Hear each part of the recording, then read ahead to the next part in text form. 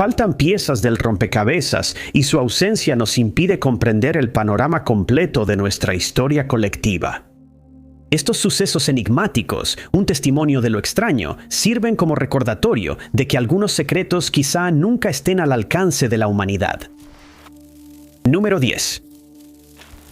A partir de mediados de los años 2000, la comunidad de Longfellow en Minneapolis, Minnesota, ha reportado ser víctima de un evento implacable que continúa afectándolos. El estruendo de Longfellow, como se le ha llamado, ha sido tema de discusión durante décadas. Pero los reportes directos a la policía de Minneapolis comenzaron mucho más recientemente, ya que los ciudadanos de la zona siguen preocupándose cada vez más por los enigmáticos ruidos que resuenan en el vecindario. Según los residentes, estruendos inexplicables descritos como tan fuertes que hacen temblar las casas han hecho vibrar sus ventanas y los han despertado del sueño asustados. Generalmente los ruidos parecen ocurrir en las noches de verano, adoptando un tono más bajo muy diferente al sonido de un choque de autos o armas de fuego. A pesar de varias investigaciones, las autoridades no han podido resolver este misterio y solo han ofrecido algunas hipótesis. En 2010, los misteriosos estruendos se atribuyeron a fuegos artificiales. El tercer distrito explicó que, aunque los fuegos artificiales y los transformadores que explotan pueden explicar algunos de los ruidos, una buena parte de ellos sigue siendo inexplicable. Los residentes de Longfellow comenzaron a hablar sobre el fenómeno entre ellos a través de foros de chat, y los habitantes locales siguen analizando el tema hasta hoy. Un foro de chat en línea, Nextdoor, discutió los eventos preguntando si alguien más escuchó ese estruendo anoche y qué son. Y algunos se han preguntado, ¿de dónde vinieron? Las respuestas a esas preguntas siempre son las mismas. Una explosión de gas de alcantarillas cerca del río, trenes cercanos, el ejército, un transformador que explotó. Estas son solo algunas de las ideas que se han propuesto, pero ninguna parece convencer. Los miembros del Consejo Municipal, el Departamento de Salud, el Departamento de Policía, el FBI e incluso expertos en balística han intentado, sin éxito, descubrir qué son los estruendos. Periodistas de investigación también se han visto atraídos por el fenómeno, explorando todas las posibilidades, solo para quedarse sin respuestas. Se encargó un proyecto de triangulación entre Minneapolis y el aeropuerto principal para determinar el origen de los ruidos. Pero a pesar de nuestras mejores tecnologías de monitoreo, el origen sigue siendo desconocido. Con todos estos sectores diferentes incapaces de determinar una causa, los estruendos de Longfellow solo se vuelven más ominosos y más misteriosos. El concejal Andrew Johnson también se ha dedicado a determinar la causa de los sonidos perturbadores. A menudo se dirige a los ciudadanos de Longfellow diciendo que el consejo está al tanto de los fuertes estruendos que están ocurriendo y que los están investigando. En 2018 hizo una publicación en Facebook indicando que incluso enviaron equipos de bomberos, pero no encontraron nada. Johnson informa que, aunque este fenómeno ha estado ocurriendo durante años, parece que nadie parece haber visto su origen. Sin embargo, las condiciones climáticas han sido descartadas como causa. Las autoridades locales tampoco han recibido reportes sobre el uso de dinamita en la zona, ni ha habido evidencia que sugiera que realmente se estén detonando explosivos. Otras teorías incluyen vuelos secretos de NORAD o una falla geológica bajo un río cercano. Pero, de nuevo, la evidencia es sumamente escasa. Número 9. La separación del armenio oriental y el armenio no es solo un concepto que apareció al azar. Fue impulsada por Kachiter Abovian, un educador, científico, escritor, poeta y filósofo, a través de su obra maestra, Heridas de Armenia. Considerado el padre de la literatura armenia moderna, Abovian nació en el pintoresco pueblo de Kanaker en 1809, descendiente de la familia Beglerian, una de las 5 familias armenias que gobernaban la región. Con formación eclesiástica, Abovian dejó las enseñanzas del sacerdocio y se mudó a Tiflis para estudiar estudios armenios y lenguas. Se graduó 4 años después, en 1826, y fue durante la guerra ruso-persa cuando conoció y se hizo amigo de un profesor europeo, Frédéric Perret, quien lo ayudó a ingresar a la Universidad de Dorvet. Algunos años después, Abovian regresaría a su tierra natal, solo para quedar profundamente perturbado por la opresión de su pueblo. También le preocupaba profundamente la limitada cultura intelectual de la sociedad en general. Y así, para combatir los pensamientos intrusivos, comenzó a escribir y lo hizo de manera prolífica, explorando varios temas a través de una variedad de estilos, incluyendo poesía, prosa y ensayos. Pero Abovian no solo estaba interesado en dar a conocer sus ideas por interés personal. Él quería que su trabajo fuera leído y comprendido. Para asegurarse de esto, ideó un plan. Escribir en el idioma de su audiencia, que en este caso era el armenio coloquial en lugar del clásico. Las heridas de Armenia sería el resultado de esta idea, escrita en 1841 y publicada póstumamente en 1858. Pero en realidad nadie sabe cuándo o cómo Abovian falleció, porque en 1848 desaparecería misteriosamente a la edad de 38 años, un suceso que finalmente eclipsó su obra. Fue el 14 de abril de ese año, cuando el escritor salió de su casa en las primeras horas de la mañana para dar un paseo rutinario, dejando a su esposa Emilia en casa con los niños, Varden y Adelaida. Las horas pasaron y se convirtieron en días y luego en semanas. Inexplicablemente, Emilia esperó un mes antes de reportar la desaparición de su esposo. Cuando se corrió la voz de que el gran escritor había desaparecido misteriosamente, la comunidad entró en pánico. Pero a pesar de numerosas búsquedas, no se encontró ningún rastro de Abovian. Se sabía que el escritor tenía enemigos persas y turcos como resultado directo de sus escritos controvertidos, los cuales habían despertado el patriotismo entre los armenios que vivían bajo el dominio persa y ruso. Trágicamente, nadie, incluidos historiadores y expertos, sabe qué le sucedió a Abovian esa mañana. Salió de su casa y nunca regresó. Su desaparición sigue sin resolverse hasta el día de hoy. Un caso clásico de no tener todas las piezas del rompecabezas. Kachidar Abovian escribió novelas, cuentos, obras de teatro y composiciones artísticas. También creó versos y fábulas, y fue el primer escritor armenio en componer literatura para niños. Su poesía estaba llena de sátira, que a menudo criticaba la burocracia. Él creía que cada persona tiene la capacidad de desarrollarse, una opinión que, junto con sus esfuerzos por reformar el sistema educativo, lo alejó del élite armenia. Pero desempeñó un papel en el desarrollo de la literatura en armenio oriental, aunque gran parte de su obra solo se publicó después de su desaparición. Número 8. El zumbido ominoso es un fenómeno que sigue causando inquietud en muchas partes del mundo. Tanto así que provocó la creación de una base de datos llamada World Hum Map and Database Project. El caso más conocido y documentado es el del zumbido de Taos, que perturbó a los residentes de Taos, Nuevo México. Según un estudio, solo el 2% de la población en el área podía realmente escuchar la frecuencia.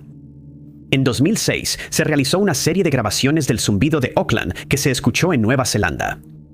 Otro ejemplo popular de estos ruidos inexplicables es el zumbido de Windsor, que fue reportado por los residentes de Windsor, Ontario, a finales de 2011. Fue descrito como una vibración grave y monótona. Se estimó que provenía de la isla Zug.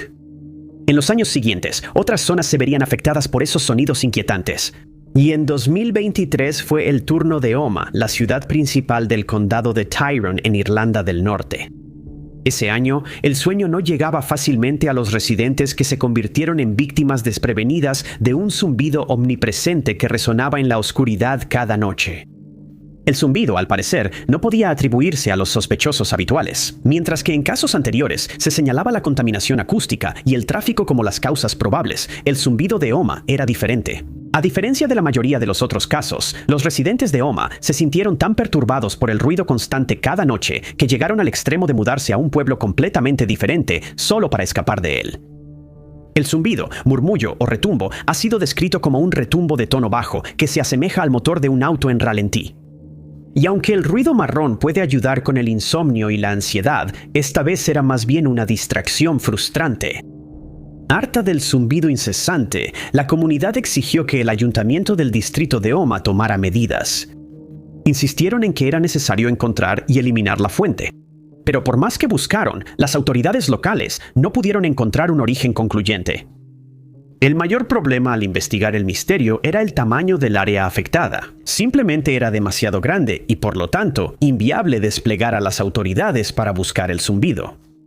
Tendrían que investigar a fondo cada calle, casa, negocio, sistema de alcantarillado, estación de tren, todo, y tendría que hacerse con equipo avanzado diseñado específicamente para rastrear ruidos.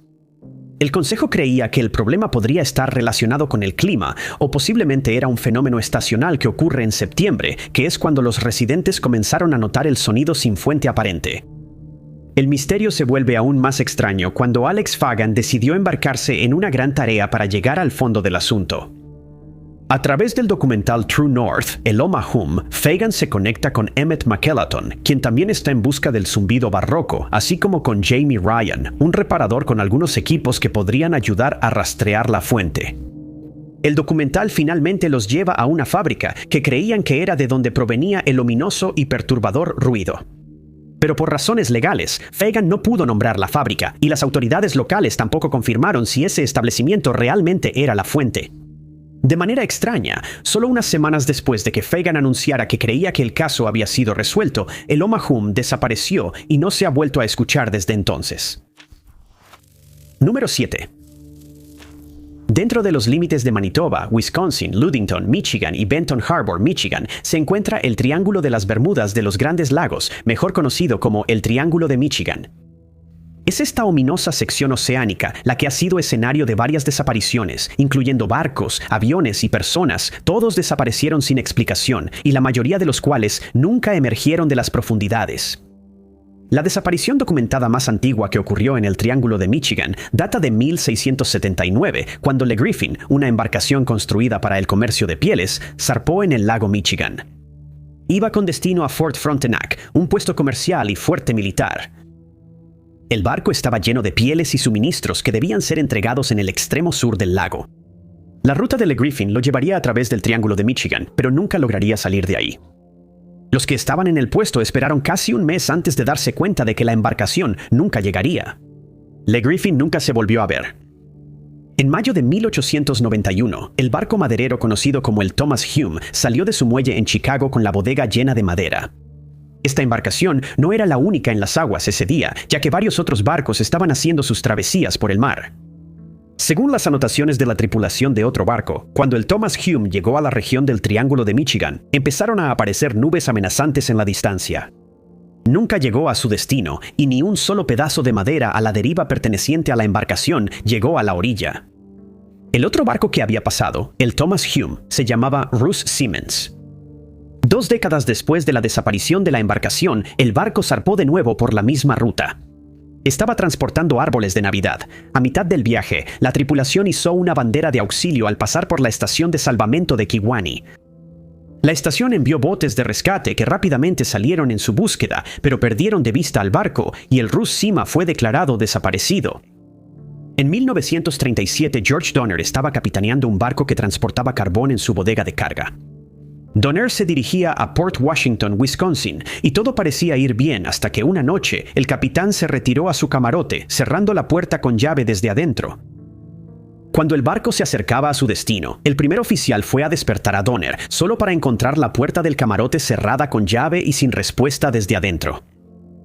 Al derribar la puerta, la tripulación encontró los aposentos del capitán vacíos. A pesar de una búsqueda exhaustiva en el barco, Donner nunca volvió a ser visto.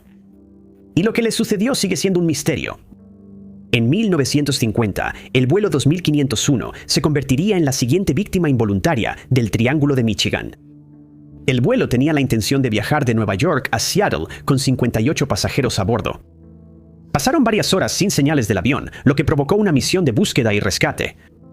Se encontraron pequeños fragmentos del avión en el agua, pero no había señales de la estructura completa. La Guardia Costera también buscó en las aguas, pero finalmente se canceló la búsqueda y el avión, junto con todos sus pasajeros, fue declarado como perdido. En julio de 1998, Donald Shaler abordó un Aero L-39 Albatros de 2 asientos, un avión de entrenamiento a reacción de un solo motor. Shaler era un piloto veterano que planeaba participar en su primer espectáculo aéreo en Traverse City, Michigan. En el asiento del pasajero estaba Donovan Rodríguez, un instructor de vuelo.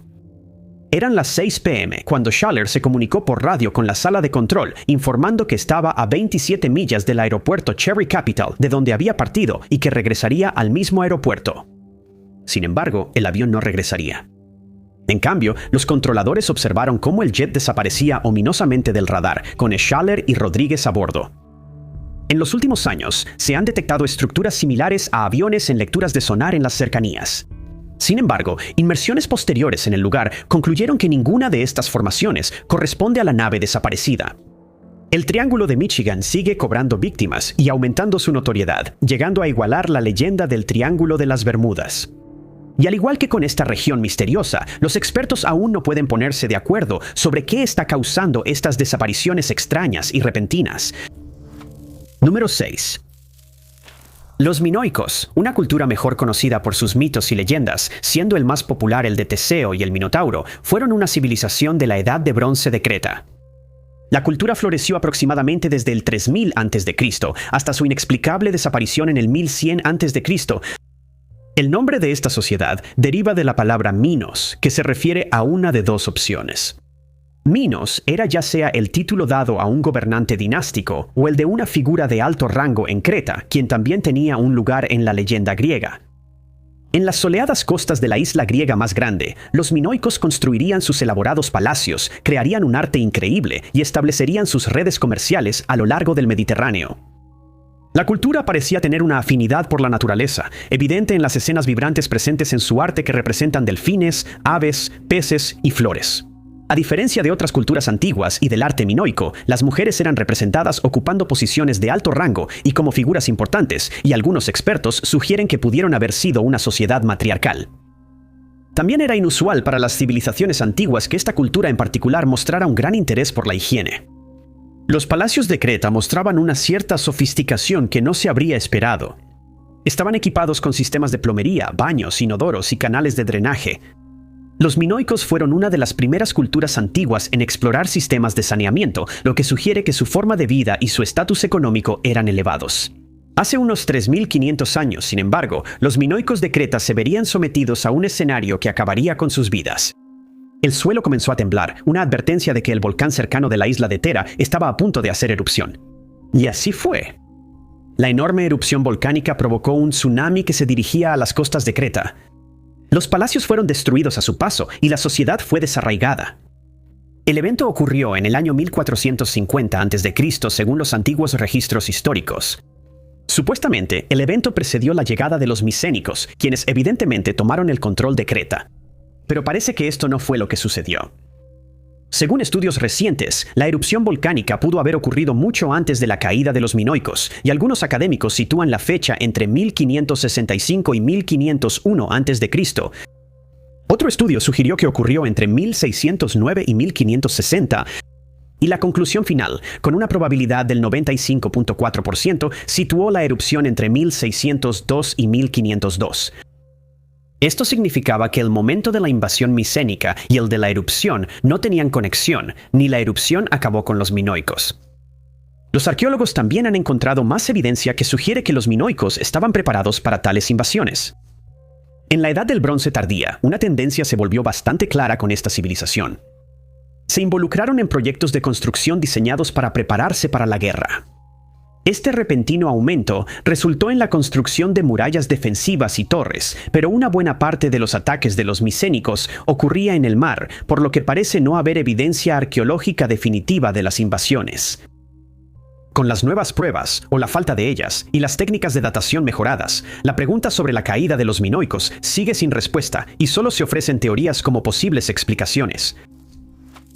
Número 5. Fue en Nuremberg, en 1828, cuando se desarrolló el misterio histórico más desconcertante y conocido. En lugar de una desaparición inexplicable, fue la desconcertante aparición de un extraño joven. La historia de Kaspar Hauser, quien afirmaba haber pasado gran parte de su vida confinado en un oscuro sótano, con solo un caballo de juguete como compañía, nunca deja de captar la atención de quienes la escuchan. Por muy extraña y rara que parezca la historia de Kaspar, él no está solo. Varios años después de este suceso, Alemania experimentó un episodio de déjà vu cuando otro individuo misterioso apareció en un pequeño pueblo, situado lejos de las grandes carreteras y aislado de las principales ciudades bulliciosas. Fue en 1850 cuando las autoridades alemanas se sintieron intrigadas por la repentina aparición de un hombre al que no reconocían en el distrito de Leibas, cerca de Frankfurt Oder.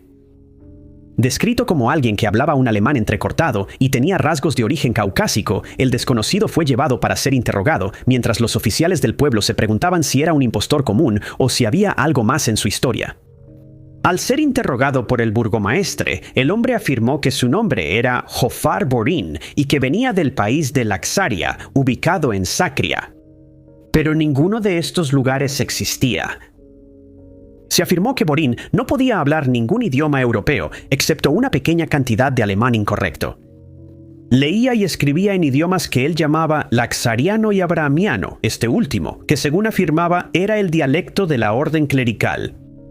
Borín explicó que practicaba la religión cristiana, a la que él llamaba Hispasia, otra característica que existía únicamente por decreto de Borín. Explicó que la religión aspasiana era cristiana en forma y doctrina, y provenía de la tierra de Sacria, uno de los 5 grandes compartimentos de la tierra, junto con Aflar, Aslar, Oslar y Euplar, ninguno de los cuales es reconocido en la geografía moderna. Borín les dijo a las autoridades que había llegado a la zona en busca de su hermano perdido, cuyo nombre no mencionó. Se alegaba que tenía un conocimiento geográfico considerable y que había estado en un viaje oceánico en busca de su hermano cuando naufragó. Pero el desconocido no pudo detallar dónde había quedado varado, no sabía el nombre del lugar, ni podía trazar su ruta en tierra con un mapa o con un globo terráqueo. Por lo tanto, sus orígenes siguieron siendo desconocidos. Supuestamente, Borín sería trasladado en secreto a Berlín, donde se decía que sería sometido a científicos y eruditos. No hay ningún registro histórico definitivo sobre su vida o su fallecimiento. En los años siguientes, los historiadores han intentado incansablemente averiguar quién era Borín, de dónde venía y a dónde fue. Lo que los expertos han teorizado es que la referencia del extraño a Sacria podría haber sido un error ortográfico de Sakarya, un lugar en la región turca. Se cree que los lugares a los que se refería podrían haber sido su versión de los continentes actuales. Sacria sería Sudamérica, Aflar sería África, Aslar sería Asia, Aslar sería Australia y Euplar sería una versión de Europa. Espasian, la religión que los hombres decían seguir, tenía similitudes con el cristianismo, lo que llevó a la especulación de que su sistema de creencias simplemente había sido nombrado por él mismo. También se descubrió que estaba relacionado con los escritos sobre la invasión de Irán por Alejandro Magno. Estas deducciones han llevado a los historiadores a creer que Jafar Borín podría haber sido de origen turco, pero hay algunos detalles que han refutado esta idea, dejando la repentina aparición de Jafar Borín como un misterio inexplicable. Número 4. Existe una extraña y misteriosa contradicción presente en la historia temprana de la Tierra. Es un problema astronómico. Es tan desconcertante para los expertos que incluso le dieron un nombre. Lo llaman la paradoja del Sol joven débil o el problema del Sol joven débil, y se refiere a la contradicción entre la existencia de agua líquida en la Tierra y la producción de energía solar que se sospecha tenía el Sol en los inicios del planeta. Hace supuestamente miles de millones de años, como el Sol era significativamente más frío, uno podría suponer que el agua en la Tierra estaba congelada, que el aire era frío, un paisaje gélido, una bola de hielo flotando en el vacío. Sin embargo, según antiguos cristales de zircón que tienen firmas isotópicas de interacciones con agua, la Tierra tenía agua líquida fluyendo hace al menos 4.4 mil millones de años, cuando la producción de energía del Sol era solo el 70% de lo intensa que es hoy. Debido a que el Sol era más tenue, se piensa que el hielo en los polos crecería, reflejaría más luz solar y enfriaría aún más el planeta. Sin embargo, la evidencia de rocas y fósiles dice que este no es el caso. La Tierra antigua era cálida y llena de agua, un refugio para la vida incluso en su génesis. Hoy en día, la fotosfera del Sol ronda los 10.000 grados Fahrenheit y en aquel entonces esa temperatura era significativamente menor hace todos esos años. A pesar del calor reducido, la Tierra tenía agua líquida. Y esto es lo que desconcierta a los astrónomos. ¿Cómo podía el Sol ser tenue, pero la Tierra estar cálida? Se han propuesto varias hipótesis con la esperanza de explicar este extraño y contradictorio evento. En 1972, cuando Carl Sagan y George Mullen plantearon por primera vez el problema, propusieron que los gases de efecto invernadero podrían explicar las temperaturas lo suficientemente cálidas que mantenían el agua en forma líquida. Ambos insistieron en que altas concentraciones de gas amoníaco pudieron haber jugado un papel en el fenómeno. Pero desde entonces se ha descubierto que, aunque el amoníaco es un gas de efecto invernadero eficaz, puede ser destruido fácilmente en la atmósfera, donde se convierte en nitrógeno e hidrógeno.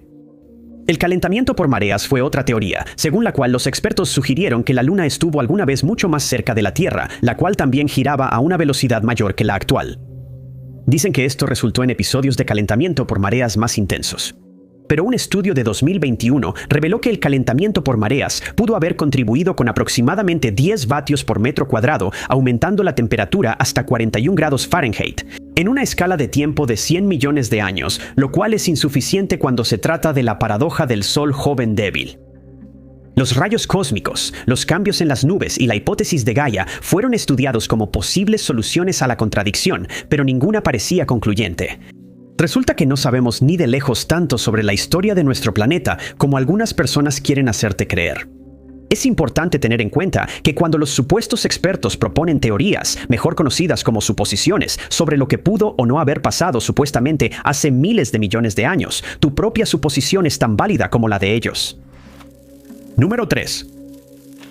El bioquímico y explorador Peng Xiaomu nació en la provincia de Guangdong en 1925. Asistió a la Universidad Central de China, ahora conocida como la Universidad de Nanjing, y se graduó con un título en biología en 1947. Poco después se unió al Instituto de Bioquímica de Shanghái y estudió bajo la tutela de Cao Tianqin. Para 1956 ya participaba en varias expediciones científicas a Xinjiang, donde catalogó las diferentes especies de flora y fauna del desierto de Lop Nur. También midió la acumulación de potasio. La temible reputación de Lop Nur no fue suficiente para disuadir a Peng, quien una vez dijo que la ciencia es recorrer un camino que no ha sido transitado por otras personas. Conocida como la zona prohibida, el desierto suele alcanzar temperaturas de 70 grados Celsius en verano, una tierra de nadie con una historia de desapariciones que ha cobrado la vida de varios exploradores. Se sabe que las arenas cambian y el paisaje se mueve, a veces revelando ruinas olvidadas de antiguas ciudades que alguna vez descansaron allí. En 1979, a la edad de 54 años, Peng fue ascendido al puesto de vicepresidente de la Academia China de Ciencias. El científico desaparecería al año siguiente durante una de las expediciones a Lop Nur, las cuales él lideraba. Inicialmente, la continuación de la Guerra Fría había puesto en pausa la exploración, pero en el verano de 1980, Peng y su equipo de arqueólogos, biólogos, químicos y geólogos regresaron a la tierra desierta. El líder del equipo creía que si podían encontrar recursos minerales en Lop Nur, esto impulsaría el desarrollo industrial de China, lo cual ayudaría en la guerra en curso. La expedición había comenzado sin problemas, pero una vez que todas las tareas estuvieron completas, sin descubrimientos significativos, Peng creyó que debían explorar más al sureste en el desierto. El equipo aceptó a regañadientes, aunque expresaron su cautela ante el peligroso entorno. No confiaban en poder cruzar la zona con seguridad, pero la expedición siguió adelante. El 17 de junio, apenas 5 días después de iniciar el viaje y pocos días después de una disputa no especificada, Peng desaparecería.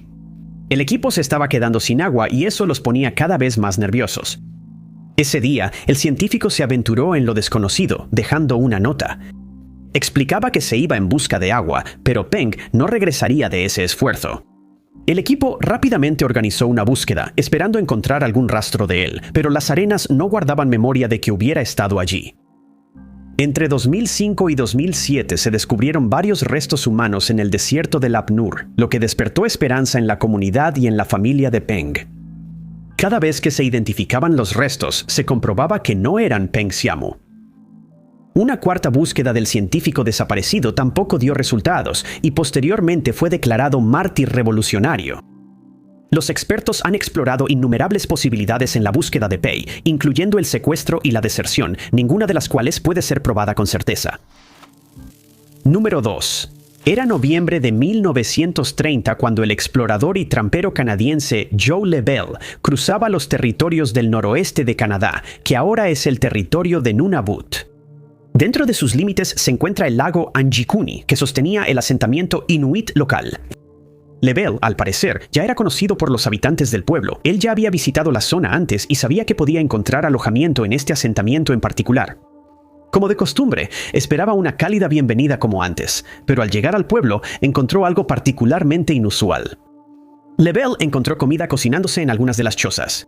Las pieles estaban ordenadas, las tazas y los tazones permanecían intactos y la nieve permanecía intacta. Por primera vez en años, el pequeño asentamiento estaba inquietantemente silencioso. Lebel caminó con cautela, buscando cualquier señal de personas, pero no había señales de movimiento y ni una sola huella, aparte de la suya, estaba marcada en el paisaje. Todo el pueblo, donde residían 30 habitantes, ahora había desaparecido. 7 perros de trineo fueron encontrados aún atados a sus postes, algunos ya medio enterrados por la nieve. Estaba claro que el abandono fue rápido. Las personas se marcharon apresuradamente, dejando todo atrás y sin dejar rastro de a dónde fueron o por qué. El hallazgo de los perros fue especialmente perturbador porque, para la cultura inuit y una aldea mayormente aislada de la sociedad, eran un salvavidas, compañeros sagrados y un apoyo fundamental. Los perros eran responsables del transporte y del movimiento de recursos vitales, sin embargo, ahí yacían. Mientras Lebel continuaba recorriendo la aldea, documentando cada aspecto inusual, encontró otra característica inquietante. Cerca de ahí, los inuit mantenían un cementerio. Al inspeccionar el área, el explorador encontró tumbas abiertas, todas las cuales estaban vacías. Sin embargo, la nieve recién caída borró todo rastro de intervención humana y marcas de herramientas. Lebel estaba abrumado por el miedo, lo que lo hizo regresar a través del helado desierto en busca de la oficina de telégrafos más cercana. Agotado para cuando llegó, envió noticias del extraño descubrimiento a la Real Policía Montada de Canadá. Se reportó que todo el pueblo había desaparecido, lo que provocó una investigación exhaustiva. Al llegar allí, los oficiales confirmaron las extrañas afirmaciones de Lebel. De hecho, todo el pueblo había desaparecido, sin dejar rastro alguno. Las autoridades comenzaron a buscar los cuerpos de quienes alguna vez habitaron el asentamiento, pero no encontraron ninguno. Ninguno de los inuit regresó jamás al pueblo y nunca más se les volvió a ver. Por razones desconocidas, la RCMP negó que el incidente ocurriera, pero las tiendas vacías y los perros cubiertos de nieve contradicen ese testimonio. Número 1. Friedrich Wilhelm Ludwig Leichhardt, conocido principalmente como Ludwig Leichhardt en los documentos históricos, fue un explorador y naturalista nacido cerca del pueblo de Trabach, en la provincia de Bredenberg.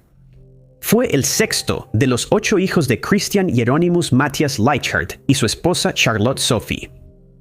Ludwig se interesó por la filosofía, los idiomas y las ciencias naturales, las cuales estudió en la Universidad de Göttingen y en Berlín entre 1831 y 1836. A pesar de haber estudiado durante 5 años, no obtuvo un título universitario. Se mudó a Inglaterra en 1837 y continuó sus estudios de ciencias naturales en varias instituciones, además de realizar trabajo de campo en diversos países europeos. Desde ahí abordaba los barcos y zarpaba. Sus exploraciones más famosas fueron en el norte y centro de Australia. En 1842 llegó a Sydney con el objetivo de explorar las zonas interiores, esperando estudiar su geología, flora y fauna. También buscaba observar los métodos de cultivo. Luego emprendió un viaje en solitario de recolección de especímenes que lo llevó de Newcastle a la bahía Moreton. Por invitación de Alexander Walker Scott, también tendría la oportunidad de explorar la isla Ash. Ludwig regresó a Sydney en 1844 para participar en la expedición financiada por el gobierno que iba desde la bahía Moreton hasta Puerto Essington. Sin embargo, los planes se vinieron abajo, pero el explorador se mostró reacio a regresar a casa.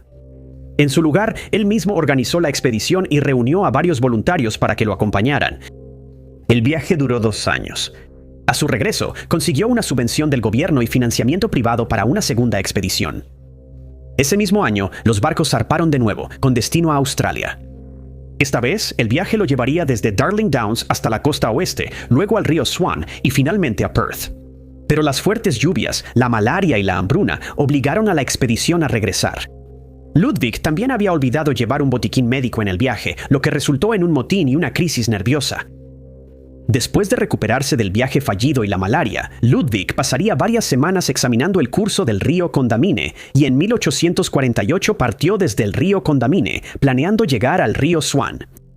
El equipo consistía en Ludwig, 4 europeos, 2 guías aborígenes, 7 caballos y 20 mulas. Era principios de abril. El grupo comenzó el gran viaje desde Darling Downs, pero esta vez no regresarían. A 2/3 del recorrido de la expedición, incluyendo a Ludwig Leichhardt, todos desaparecieron inexplicablemente, dejando un misterio que aún no se ha resuelto. En 1855, el experimentado explorador Augustus Charles Gregory lideró una expedición científica en el norte de Australia. El equipo salió de la bahía de Moreton, explorando los ríos Victoria, Estley, Roper y MacArthur. Luego se encontraron con un río no documentado, al que llamaron Leichhardt. El grupo entonces comenzó el viaje de regreso a través de los ríos Flinders, Burdekin, Fitzroy y Burnett, una travesía de 16 meses. En 1858, Gregory encabezó una segunda expedición, esta vez en busca de Leichhardt, con la esperanza de resolver el misterio. En marzo, el grupo, con experimentados hombres del monte y 40 caballos cada uno cargando 150 libras de provisiones, partió de la zona de Ipswich y se dirigió al río Barcoo, donde llegaron en abril. Al llegar allí, encontraron algo totalmente inesperado. Tallada en un árbol cercano estaba la letra L, una marca que sugería que Leichhardt había estado allí. Desafortunadamente, la expedición se vería obstaculizada por la sequía continua, lo que obligó a Gregory y su grupo a abandonar la búsqueda y partir hacia Adelaida. En 1864, Duncan McIntyre descubrió otros 2 árboles marcados con la misma letra a lo largo del río Flinders. En 1900, un ranchero aborigen descubrió una placa de latón de 15 centímetros con la inscripción Ludwig Leichhardt, 1848. La placa estaba adherida a la culata de un arma de fuego que había sido dejada en un árbol boab. Sin embargo, la autenticidad de este descubrimiento no fue validada hasta 2006, y aparte de las letras L talladas en los árboles, es el único vestigio que queda de Ludwig. No se ha encontrado ninguna otra evidencia de su expedición en todos estos años, por lo que el destino de la expedición de Ludwig Leichhardt sigue siendo desconocido. Muchas gracias a todos por vernos. Si les gustó este video, asegúrense de darle like. Además, no olviden suscribirse y activar la campanita de notificaciones para estar al tanto de todos nuestros futuros videos. Mi nombre es Top 5 Unknowns y los veré en el próximo video.